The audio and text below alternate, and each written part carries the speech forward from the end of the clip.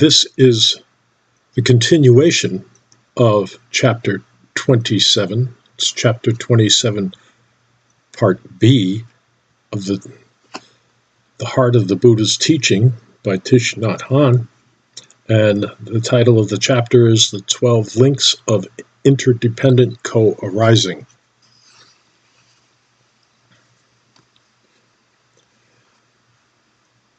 Can we live in a way that helps us see the causes that are present in the effects and the effects that are present in the causes? When we see this way, we begin to have insight into interdependent co-arising, and this is right view. In early Buddhism, we speak of interdependent co-arising. In later Buddhism, we use the words interbeing and interpenetration. The terminology is different, but the meaning is the same.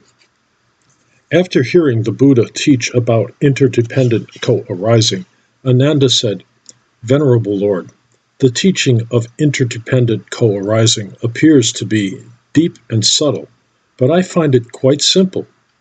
The Buddha replied, "Do not say that, Ananda. The teaching of interdependent co-arising is indeed deep and subtle. Anyone who is able to see the nature of interdependent co-arising is able to see the Buddha."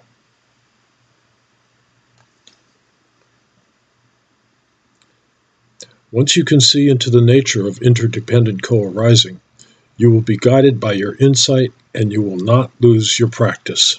The teaching of impermanence is implicit in the teaching of interdependent co-arising. How could we live if we were not nourished by multiple causes and conditions? The conditions that make it possible for us to exist and to change come from what is not us. When we understand impermanence and non-self, we understand interdependent co-arising. In this gatha, Nagarjuna links interdependent co-arising with emptiness. So here's that little poem. All phenomena that arise interdependently, I say that they are empty. Words come to an end because their message is false. Words come to an end because there is a middle way. All teachings of Buddhism are based on interdependent co-arising. If a teaching is not in accord with interdependent co-arising, it is not a teaching of the Buddha. When you have grasped interdependent co-arising, you will bring that insight to shine on the three baskets. Tripitaka of the teachings. The three baskets are Tripitaka of the teachings. Interdependent co-arising allows you to see the Buddha. The two truths allow you to hear the Buddha. When you are able to see and hear the Buddha, you will not lose your way as you traverse the ocean of his teachings. The Buddha said that there are 12 links, nindanas, in the chain of interdependent co-arising. The first is ignorance, avidya. Vidya means seeing, understanding, or light. Avidya means the lack of light, the lack of understanding, or blindness. Although ignorance is usually listed as the first link, it does not mean that the ignorance is a first cause. It is also possible to begin the list with old age and death. The second link is volitional action, samskara, also translated as formations, impulses, motivating energy, karma formations, or the will to cling to being. When we have a lack of understanding, anger, irritation, or hatred can arise. The third link is consciousness, vijnana. Consciousness here means the whole of consciousness, individual and collective, mind consciousness and store consciousness, subject and object.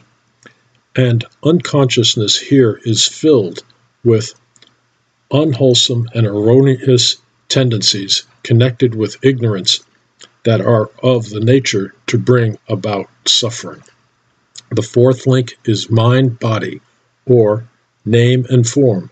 Nama-rupa, name, nama, means the mental element, and form, rupa, means the physical element of our being. Both mind and body are objects of our consciousness. When we look at our hand, it is an object of our consciousness. When we touch our anger, sadness, or happiness, these are also objects of our consciousness. The fifth link is the sixth ayalanas, which are the six sense organs: eyes, ears, nose, tongue, body, and mind, accompanied by their objects, forms, sounds, smells, taste, tactile objects, and objects of mind. These six ayatanas do not exist separately from mind-body, the fourth link, but are listed separately to help us see them more clearly. When a sense organ comes into contact, the sixth link, with a sense object, there has to be sense consciousness, which lies within the third link. We are beginning to see how the 12 links are, how each link contains all the other links. The sixth link is the contact, sparsha, between sense organ, sense object, and sense consciousness. When eyes and form, ears and sound, nose and smell, tongue and taste, body and touch, and mind and object of mind come into contact, these a sense consciousness is born. Contact is a basis for feelings. It is a universal mental formation present in every mental formation. The seventh link is feeling, vedana, which can be pleasant, unpleasant, neutral, or mixed. When a feeling is pleasant, we may become attached, the ninth link. The eighth link is craving, trishna, or desire. Craving is followed by grasping. The ninth link is grasping, or attachment, upadana. It means we are caught in the thralls of the object. The 10th link is coming to be, bhava, being or becoming. Because we desire something, it comes to be. We have to look deeply to know what we really want. The 11th link is birth, jati. The 12th link is old age or decay and death, jara marana. Ignorance conditions volitional actions. Ignorance conditions volitional actions. Volitional actions condition consciousness. Consciousness conditions mind, body, and so on. As soon as ignorance is present, all the other links, volitional actions, consciousness, mind, body, and so on, are already there. Each link contains all the other links. Because there is ignorance, there are volitional actions. Because there are volitional actions, there is consciousness.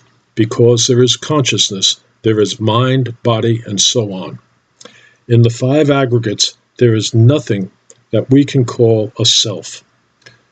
Ignorance is the inability to see this truth. Consciousness, mind, body, the six senses and their objects, contact and feeling, are the effect of ignorance and volitional actions.